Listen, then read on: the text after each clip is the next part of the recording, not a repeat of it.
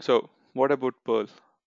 Perl is actually a platform independent scripting. That means it can work on both Windows, Unix, Linux, or Mac. It works the same way. There's no difference. So that's one of the major advantage. And the second thing is Perl especially supports both a procedural way of running a script or an object oriented. That means now just like a scripting in terms of shell scripting, you can give all the system related commands, and with some syntax, right, you can get everything's run in a procedural way. Whereas the same thing, you can implement it in terms of OOPS or object oriented. So that is when you can do advanced level programming as well as scripting. So both is possible in Perl. If you look much more deeper in shell scripting, you don't have much of things called modules, which means anything that you want to write, it has to be written there with the help of all the commands that you'll be writing. But in Perl, you don't have to write everything from the scratch. So they would have created something as called as module, where you will just have to use the module, and that will have certain details into it. Now, what do you mean by that? Say suppose you want to connect to a database. Now, the standard command would be based on whatever the database is, you need to give the username, password, and then which machine you have installed the database. All those things you have to give. And for running a query, there will be some specific syntax for running a query, right? Now, if the same thing, if you see in Perl, there will be something called as module, wherein there will be a syntax for it. Now, no matter what kind of database you're using, you will always be inputting the data to it. You'll just input saying that this is the server, this is what I need from it, this is the username and password. And Perl will take care of how you have to connect to the specific database and what query you have to run. That will also be taken care by this. So like this, there are many options, many modules which are present. So it'll be quite useful for us to quickly start up with writing a script in Perl, and it will not be so complicated. All you need to know is how to use it, what are the syntax that we use for that. And we can use Perl even to create a website that's a little more advanced. So there's something called as Perl CGI. So if we want, we can write Perl script wherein it can act as a web page also. So that's in general why do we use Perl when compared to scripting, because it's quite powerful. You can do much more things which you cannot do it on a normal shell scripting. So now to begin with, uh, I'll be talking mainly from Perl. So if you take Perl, right, it's again a script. And what is that you will be having inside it? You will be having some lines which is called as statement generally. So what is a statement? A statement is nothing but a line which the Perl can understand. So it is not directly a system command that you will be running like shell script, but there is a syntax through which you will be specifying what to do and how to do in Perl. And when you are saying it, we generally call it as a statement where there are commands which only Perl will know. Okay. Now, what are those commands? How to use this is what we need to see. So when you are writing a Perl script, you need to remember that the very first line of the script has to begin with hash and bang. So what does this hash bang represent? So hash bang represents what is the Perl using which you are going to run the script, whatever you are running. So that means you have a file, assume that you have a file and you have written some line of Perl code or statements in it, and you are trying to run. When you're trying to run, the system should know what exactly is the content of the file, right?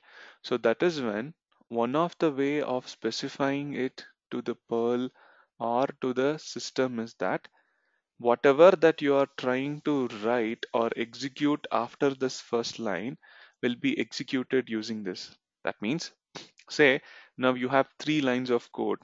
Okay, regardless of what file it is, if you give this as the first line, then it that means it in the sense the system will try to take this executable and start running all the lines using this executable. So that means this very first line, whatever that you're seeing, is called as interpreter. So this is the one which will be taking all the lines of code which you have written in the file and will be telling to the system, hey, look, this is a Perl command wherein you take this Perl and run this command one by one. So it is quite mandatory to write every Perl script, and the first line should always begin with hash and bang. And now the next option, what you're seeing here, is nothing but the executable of the Perl wherever that it is installed in your machine. Now, how do you know where exactly Perl is installed? If you just type which Perl, you'll be getting the path. Now, it is installed in user bin Perl in my machine. In your machine, it could have been installed in some other place. Pretty much, Perl comes by default nowadays with the system. So, if it's on a Linux machine, you don't have to worry, you'll always have. If not, just go to the Perl download and download it. Even if it's a Windows, you'll be having a zip file, you can download it. So wherever that it is installed, you just have to take this path and give in the script. So the very first line of the script will be this. And what does it tell? It tells to the system that whatever lines that you have in this file has to be executed using this very first line. That means use this user bin Perl to execute all the lines of code. Okay, and how does the Perl work is Perl will try to interpret line by line. Okay, that means it will try to take every line and it will try to execute one by one. Okay, so unless like other programming languages, if you take C, C++ or Java, we need to do a step called compilation to run. Specifically, if you had focused on the build management, so we did something called as compilation, wherein there will be a source code. We convert it into an object file and then we were running it like for running unit test. But in Perl, we don't need all those things. So everything happens in one step. That is, it interprets whatever that you have written in the file line by line, and it will be giving you results at the same point. Okay. Now, second thing, any line that begins with hash in Perl is considered as a comment. So comment is nothing but a line which Perl will not be executing, and it is just for the user's reference to understand something. Okay, say for example, if I have written this line, so it is just a message that I'm giving to the user or to myself that whatever I need to understand. So here, if you see, it just says that the purpose of this line is to print, whereas this line is the one which Perl is going to execute. Whereas it sees a comment, it is just a message wherein you try to print and Perl will not execute it. It's only for users understanding. Okay, now with these two things, let us try to understand what this is going to do. So print is a command or it is a statement wherein whatever that you give the value to this print, it will be printing on the screen. Okay, so this is one of the sample things. So to begin with, let us try to see how exactly it works. And every line in Perl, which is going to be the actual statement or the line which Perl has to execute, should be ending up with semicolon. Okay, remember, it is not required for the first line because this is the line which tells what exactly is all these lines to be executed. And since it is a comment, if you put a semicolon, it doesn't make any sense because anyhow it has been commented, Perl will not run that, so it is not needed. So any actual line or statement which Perl has to execute should end with semicolon. Okay, so only then Perl will be knowing that this is the end of one statement.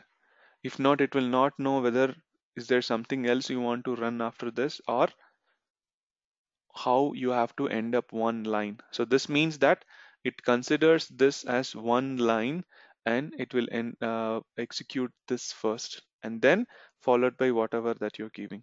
So pretty much every line, every statement that you're going to work on Perl should end with semicolon. Okay, so let's try to write a simple program and see how it is going to work. Okay, so now I just created a folder called Perl. Okay, okay. Now, whenever you're writing a Perl, now since in Unix, one thing to remember is there is no extension in Linux or Unix. Pretty much every file is the same. So it's always a good convention where you create the script with a ending called .pl. So it could be whatever name that you're creating, but make sure that you end the file name with .pl. So that represents that you are trying to work on a Perl script, or that is a Perl script, and it will be easy for the user to identify. So now I'm going to create a new file. Okay, let me take one.pl. So one is the name of the file, and .pl represents that this is a Perl script. Now, is it mandatory to give? Even if you don't give .pl, if you just keep the name as one, it will work. But it is better to have .pl so that it will be easy for us to identify. So I've created. Okay. So the first line that I'll write is user bin Perl, because this is what has been installed in my machine and I'm using it. Okay, so the next thing what I'll do is I'll say print, and print, what is that we have to print? Hey, this is our first script. Okay,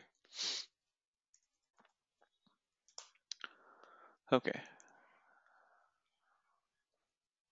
Now once you have written,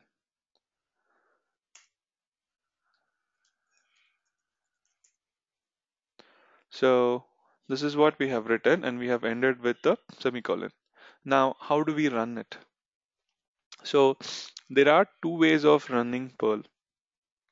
The first way of running Perl is you can invoke the Perl executable and then give the name of the script that you want to run. So for instance, now you know that Perl is being called from this place. So whenever I say Perl, it will be calling this Perl. So if you see, I'm currently working on Perl 5.16.3 or third build.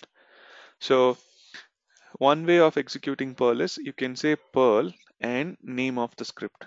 And when you're saying the name of the script, so remember, I have to be in the same directory as where I am invoking. Okay, so I'll say Perl and name of the script. So if you enter, it will try to execute the script, whatever that you're running. So if you're seeing the output here, whatever that you have given in the print message, it is trying to print it on the screen. Okay, so that is what it does. And the other way of running it is without calling the Perl executable, directly you can call the file. Now to do that, you just have to say dot slash, or dot slash represents that the file is present in my current directory. That is what it means. So you can say this way, or you can say the complete path of where you are. So you can say both the ways. This is also good, or you can say one.pl. Both ways it is good. But see what happens if it does. So if you see, I am trying to execute this file directly and it says that there is no permission for that. That is because any file that you create in Linux by default will not have execute permission. So you have to give execute permission for that. So to do that, you have to say chmod plus X. That means it will give a execute permission. And if you see here, after you run this, you will be getting a X everywhere. So now we have given the execute permission for this file, and you see right now it is showing it as green. That means it's a executable. So if I run this, you will be able to run. So this is one way of directly calling the file. If not, you invoke the Perl executable, and to that you pass the script. So this way, if you see, you are not running this script directly. So it doesn't need a execute permission. So what will happen is this executable will read the content of this file and it will try to execute one by one. Okay, so that's the difference. Okay, so now how to write a script. So you create a file which always ends with .pl, and the very first line you follow the standard of using this, and any statement that you're writing in Perl should end with a semicolon. Okay, and once you save it to run, you just say Perl 1.pl. Now, if you see the output of the screen, so this is something similar to if I give a echo statement, whatever I want to print, it will be printing in the same way. Okay, it's one and the same. So echo means directly you're running it from the command prompt. The same thing if you're running from the script, you will say print. But if you noticed, it prints the output, but the output is not coming on a new line. Especially if you see this, if I enter, it is coming on a complete new line, correct? And after that, what happens? The screen allows you to start typing on the next new line. But here, if you see, if I enter, the output and the cursor is on the same line. So how is that you ensure that whenever you enter or put some value, it should always be allowing the new cursor to be present on a new line. So for that, here, the another best practice that we follow is at the end, you always say a character called /n, which represents new line character. So that means it is saying that you print this on the screen as well as you create a new line at the end. Okay, so now if you see the output, the same thing here, it prints it and it puts a new line character. So since it is putting a new line character, whatever that you're going to run after that will be present on the new line. Okay, so remember this, keep it as a best practice. Whenever you are printing anything, always end it with /n. If not, what will happen? Everything will be outputted on the same line. So it won't be looking good. So use /n to make sure that whatever that you're entering or you're running after this will be on a new line. Okay. Okay. Now, before that, so now whatever the line that we wrote is just one simple line. But in actual, if you see, there'll be multiple lines of code. So how do you exactly verify if everything is right or the syntax is correct? So what you have to do is you have to use an option called Perl-C, which is nothing but check for syntax. Okay, so if you run, typically it will go through all the line that you have in the script and it will verify whether there is any mistake or if there is any problem. Because if there is any problem, if you are trying to execute it directly, it will break. Whereas when you check for the syntax, it will exactly tell you which is the line where you have a problem so that you can fix it first. For instance, Assume that I forgot to give the semicolon. Okay,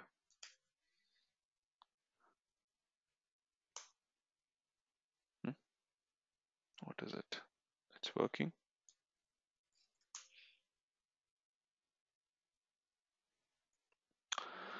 Okay, so if you see here, it says that you have not terminated the print statement with the semicolon. So that is what it says exactly at line 3. So if you see here, you have opened a print statement with the semicolon, sorry, with the quote, but you have not ended it. So like this, it will exactly tell you where is the syntax that you're facing so that it will be easy for us to correct it. Okay, so always first run the perl-c to make sure if there is any syntax and then come back and run the script. Okay, so this is the very basics on how you will be creating a file and how you will be running it. So let's get a little more deeper going forward. So now, what exactly are we going to do with Perl?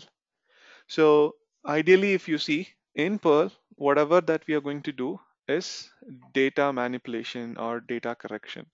So you have some data and you are going to do something with the data. So what that data is, literally it is up to the user, wherein if you want, you can read a content from a file and you can do something, or you want to create a new file, or say you want to connect to a database and get the data details from it, or you could, pretty much run some system command, generate some value or data like that. Anything that you're doing internally is all about data. So how Perl handles this data is what is important. So if you see, generally, Perl stores whatever content that you're trying to work in terms of something called as variable. So what do we mean by variable is? So variable is nothing but a container which will have some specific value that you want to store some data into it so that you can reuse it. Because the advantage of Perl is that you're not just storing some value, you can reuse the same value for some other purpose when you're running the script. Okay, which means now say that you want to know your username. Okay, now you can run a command to get the username, but throughout the script you need many times the same username. So instead of running the command always to get the username, you can run the command, get the value, and store it into a variable so that whenever you want to use the value or the data, you refer to the variable so that the value that is stored inside it will be obtained from it. So that is how in Perl the data will be stored in something called as variable. Now, as I said, variable is nothing but a container which is going to store some value. Okay. So how many types of values are there? So if you ask the question, in Perl, we have three types of variables. Okay, so we have scalar variable, array variable, and hash variable. So why do we need three? So it is because you can store different kind of values in it. And now if you see in Perl, unlike other programming languages like C, C++, we do not have the variable type specific to a character. That means if you take C program, if you want to store a number, then it has to be a specific thing called integer. Okay, I mean the type of variable will be very specific. And if you want to store a string, then it will be specific character. Okay, so like that they have specific variable type for either integer or string. But in Perl there is no differentiation between integer or string or characters, so you can use a single variable to store both the values, so it is quite easy to use. There is no need to differentiate. So now let us try to understand each one of them one by one and see how exactly we will be able to use it. Okay, so the very first thing is, let us take scalar variable. Okay, so as I said, what is a variable? A variable is nothing but a place or a container where you store some value so that you can reuse it within your script. And now, specifically, scalar variables contain single data. That means, say you have one single entity of data that you want to store. Say you want to store a name, you want to store a address, or you want to store the age, telephone number, your PIN number, anything. If there is some specific single entity value that you want to store, then you will be using this variable type called scalar variable. Okay, and as I said, the scalar variable can store a single entity, which could be either a integer, it could be a decimal number, or it could be string, or it could also contain some special characters. So anything that is a simple and a single entity, you will be able to store it in scalar variable. So how do you store the value? So when you are storing the value, what you have to do is you have to follow a syntax wherein you will be having the name of the variable on the left hand side, and you will say equal to, and you will give the value of whatever you want to store inside it on the right hand side. Okay, so that means, now say you want to store your name. Okay, so how do you store your name? So to store your name, you need to create a variable. So what you will say is, you will say some string through which you will be identifying the variable. You are just giving a identification for the variable, and then for this, on the right hand side, you will give a value. So this is how you will be initializing a variable. So what Perl will do is, whenever you run this line, it is going to take this value which is on the right hand side of the equal and store it into this variable that you have given on the left hand side.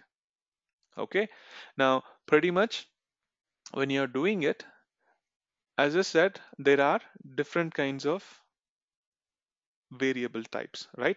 So since we are trying to store one single entity, this has to be of the type scalar. So how do you represent scalar variable in Perl is, you give a dollar at the beginning. So wherever you see a dollar followed by some string or a variable name, this is considered as a scalar variable. And the right hand side, whatever value that you will give will be the actual value which will be stored into it. So for example, if I want to store my name, I'll simply create a variable called dollar name. Okay, and I will say some name into it. So say I want to store my some phone number. So I will say phone, and I will say some number. Like this, I can create a variable on the left hand side. Now this has to be beginning with a dollar, and then you say equal to, and then you give whatever value that you want to store. And can I use any string here? No. Pretty much we have certain rules on how do we create it. So specifically, if you are creating any variable, regardless of whether it is a scalar, array, or hash, if you are creating a variable, it has to always begin with dollar if it is scalar variable. Similarly, array variable will begin with at the rate, and hash will begin with percentage. Okay, so right now, since we are focusing on scalar, let's think only in this. So now when you are creating any variable, and specifically if you are creating a scalar variable, it has to always begin with a dollar. And what is the naming convention that we can use for a variable is, after the type of the variable, that is dollar or at the rate, you have to give a string, wherein the string should not begin with a number first. So it should always begin with the character, and then followed by that, if you want, you can have a number added to it. Okay, but you cannot begin a variable with a number, or you cannot just leave it empty, or you cannot just give dollar or at the rate. You have to start it with a string. Followed by that, if you want, you can add a number, or you can use underscore, and you can have a lengthier name. So these are the possible ways of using it, and these are the ways where we cannot use any special characters in the name of the variable. Okay, so for instance, if you see, just variable will not work. So you have to say dollar variable, or you cannot just say dollar, or you cannot start it with a number, or you cannot use any special characters to begin with like underscore, but it can be after it. So it should begin always with the character, and followed by that you can have a number or underscore, but no special characters in it. Okay, so that is what we have to use. Now, like this, you will be creating a variable or initializing the variable. Now, once you have initialized the variable, how do you use it? That is the second one. So now, whenever you need this value, all you have to do is you have to refer to this variable. So wherever you refer to this dollar name, the Perl will try to change this to the value whatever that you have stored into it. That means going forward in that script, whenever you refer to this variable called dollar name, it will be replacing it with the value whatever that you have inside it. Similarly, if you want to retrieve the value in this, if you just say dollar $ph, whatever is the value that's stored will be replaced with this. So that is how you will be retrieving the value from a scalar variable. Okay, so quickly let us try to write a script and see how you can store a value and how you can retrieve the value.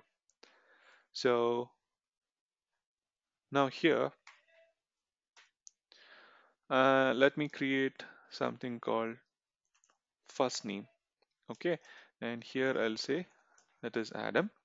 And now to write a new line, if you see, I have to end this line. So that I'll use semicolon so that that indicates that this is end of this statement.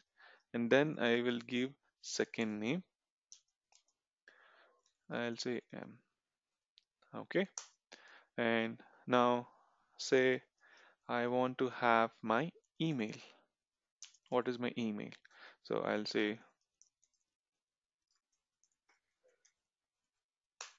okay, so it is semlearningcenter@gmail.com. Okay, now what else? Say I want to store my specifically some pin. Okay, the pin code. Then if that is the case, then I can say, okay, so like this, it could be various values that you're using. All right.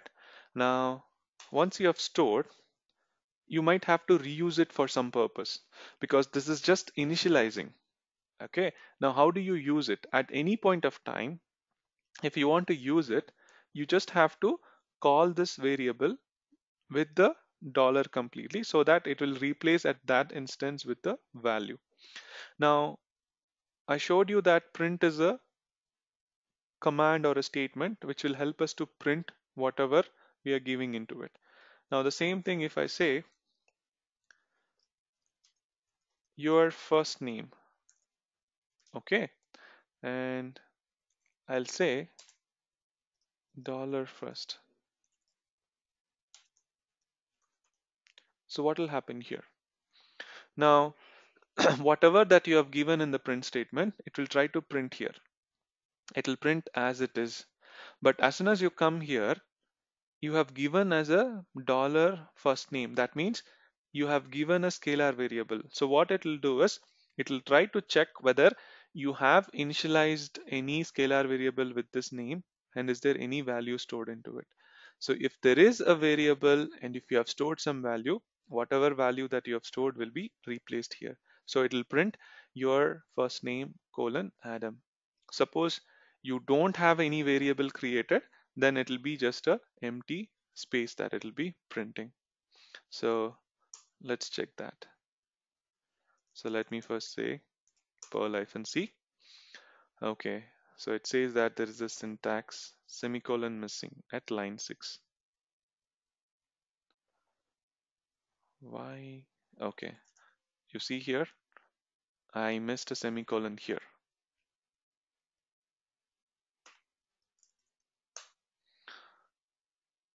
Okay, now if I run, okay, this is gonna be okay. So now let us run this. So you see, it clearly gives us the value that has been stored in it. So like this, whenever you want to retrieve, you can use that value. Now, let us use the other one also. So if I say the same thing, print your second name, second name.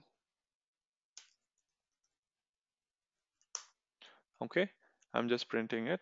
And if you run it, you will get the second name. So wherever that you have given the value, it will replace. Say for example, I give a variable called names. Okay, so what will be the output? If you see, it will not print anything. That is because we have not created a variable called second names. We have a variable only by string called second name. So that is why it assumes that it is a new variable. And since we do not have any definition or initialization that is done, and there is no value or data stored into it, it is just returning a empty string. Okay, so now if you see, we have a variable by the name second name, and it gives the value. Okay, fine. Now, sometime what will happen is, okay, before that, let me show you what will happen now.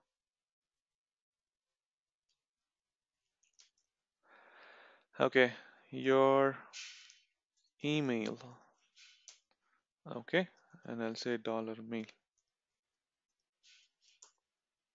So if you watch closely, what will happen? So, do you notice any difference here?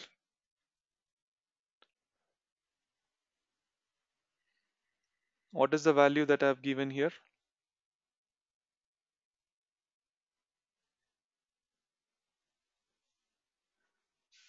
What is the value I've given here? Do you see anything missing?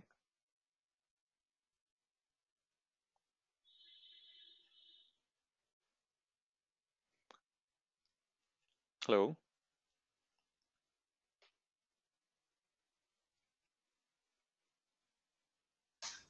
Hi. Yeah, hi Adam.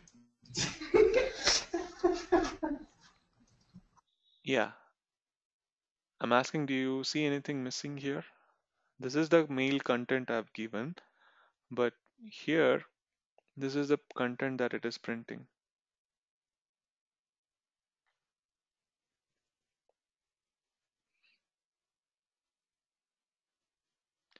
Do you see any difference?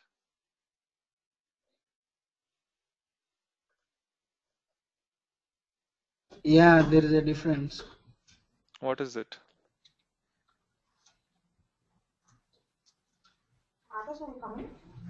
The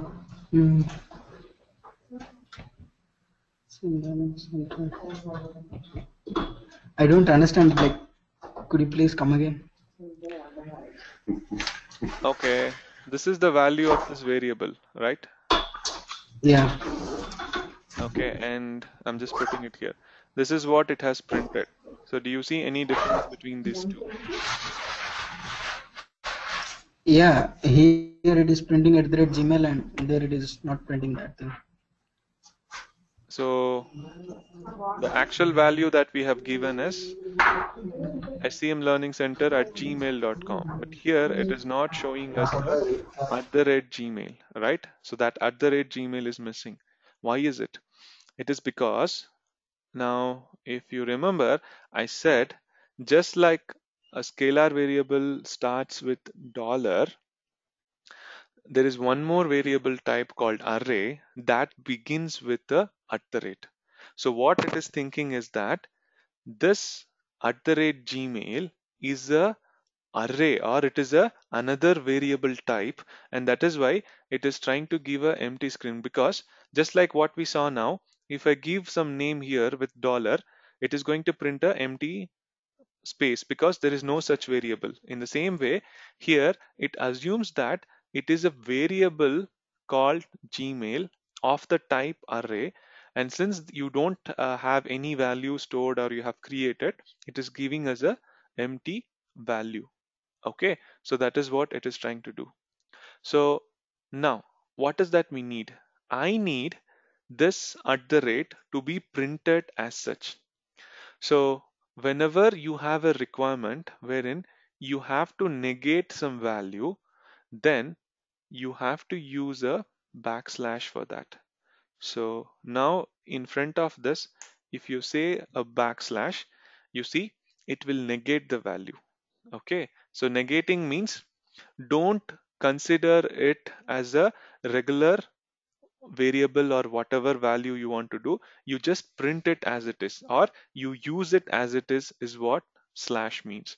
Now if you run, you see you'll be getting a value. So that means in Perl, giving dollar here or has a special meaning because this is treated as a variable. But what if I want the output as dollar second name itself?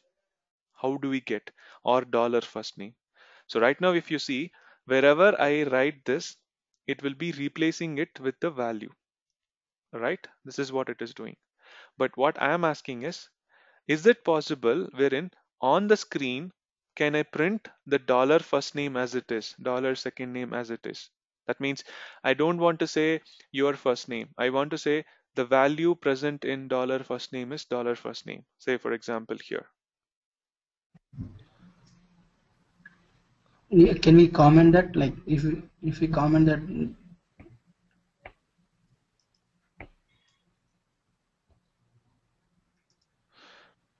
Okay. oh sorry, it's not gonna print right if we comment.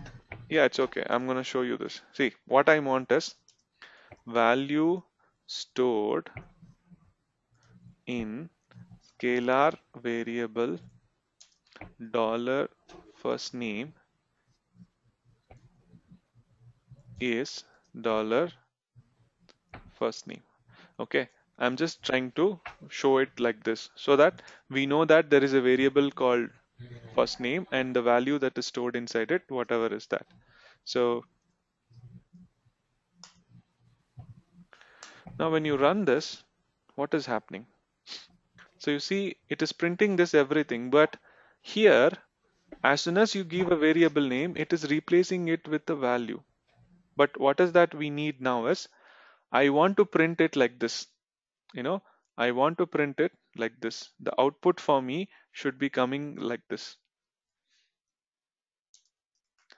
This is what the output I'm expecting. But here, if you see, wherever it sees this variable, it replaces it with the value, right? So this is the place where we need to negate the meaning of this. That means we want to tell to the Perl, hey, don't consider it as a variable. So for that, if you remove this dollar, it will not understand this as a variable. But we want to print the dollar as such, right? Because anything that is attached to a dollar, it considers it as a variable of type scalar. So now if you say slash here, what does slash is going to do is, now slash, if you put in front of any special character, it is going to negate the meaning. That means now if you say slash before the dollar, Perl will think that, okay, I don't want to consider it with a special value. I will use it as a regular dollar. So that now this will look like dollar attached to some string. So if you want to print dollar, just say slash, so it will directly print only the dollar. And now followed by that, it assumes that you have given some string. So whatever that you have given, it will be printing it as such.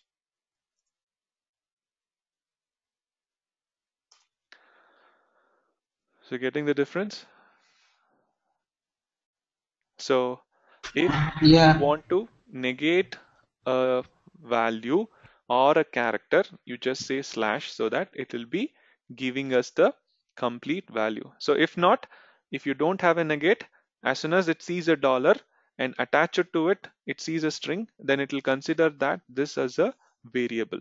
So if you see it, even the color is different because it considers this as single variable. Now, as soon as you say dollar and a slash before it, then it is going to consider as a regular dollar. So this will be as a normal string and not a scalar variable. Okay. So this is how you will be trying to store some values in the variable. Now, many times what will happen is it is needed for us to take some input from the user, which means like I want the user to enter some value and then we want to use that. So how is that you're going to do? So whenever you have a value that you need the user to enter, then you have to use some special character called stdin. Okay, so now once again, I am going to ask the user to give some value to me and I'm going to use it inside my script. So for same instance here, I want to enter my second name. Okay, right now I have hard coded this. Now during runtime, I want to change it by asking the user to enter a value. Now, whatever the user is going to give me a value, ideally, even that has to be stored someplace, right? So how is that you're going to store? To, to store, you need to create a variable. So right now, if you see, I'm creating a single entity. So I can create a variable of scalar type and then create a name. Okay, so I will say user name. Okay, I'm creating a variable, and here on the right hand side, if I say stdin semicolon, this means when Perl will be executing all of them line by line. So until now we saw first it goes through this line by line, it stores the value, and if it comes here, it will be printing whatever you have given. And after that, when it comes to this line, here you are trying to create a new variable called username and you are trying to store some value on the right hand side. But here on the right hand side, there is not a value, but it is something called stdin. So as soon as you see this, the Perl will try to stop executing and it will ask the user to enter some name. Okay, so then whatever value that you enter will be stored into the username and you can use this for other purpose. Okay, so for example, let me show you this. I'm just commenting. So I'll just say print, please enter a value. Okay, so now if you see, I'm not going to give a slash n here.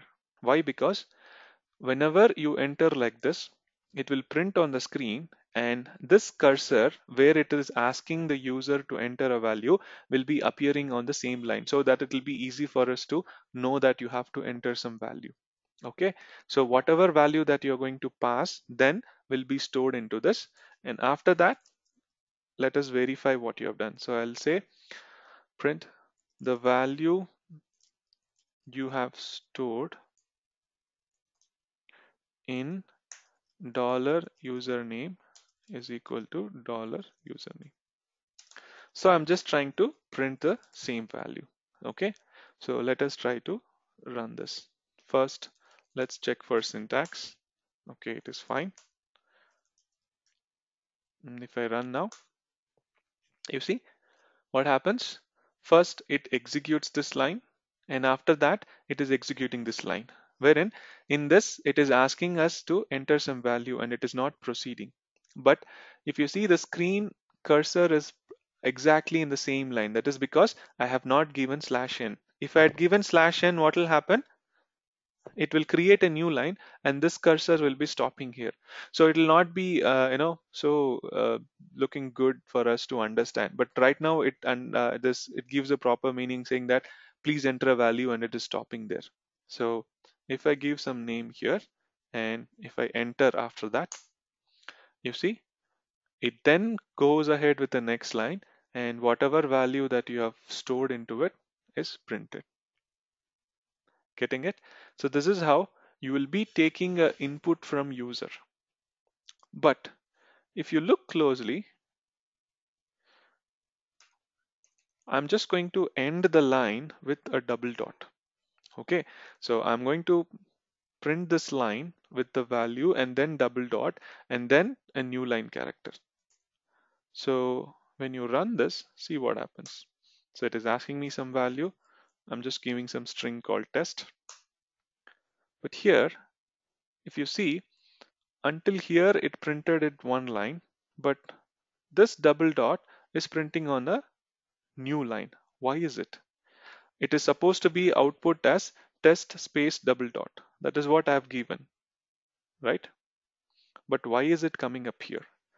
That is because whenever you enter some value from the command prompt, here there will be a new line character that will be attached to it.